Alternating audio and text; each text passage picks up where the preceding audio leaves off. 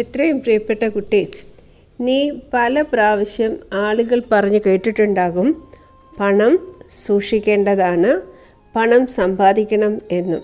പക്ഷേ ഞാൻ നിൻ്റെ അടുത്ത് പറയുന്നു, സമയം ലാഭിക്കുന്നത് സമയം സമ്പാദിക്കുന്നതാണ് എന്ന്. സമയം ആണ് നാലാമത്തെ മാനം. അത് മറ്റേതിനെയും പോലെ തന്നെ മായയാണ്, ഒരു ഭ്രമം.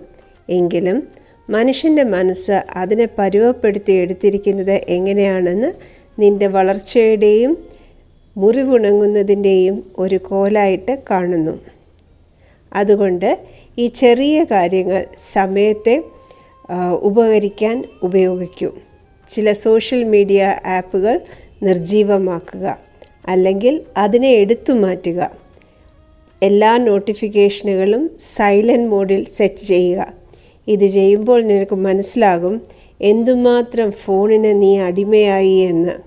ഇത് ചെയ്താൽ നിനക്ക് ഒത്തിരി സമയം ലാഭിക്കാൻ പറ്റും. അതുപോലെ ജീവിതം സമാധാനപരവുമായിരിക്കും എന്ന് നിൻ്റെ ബാബ.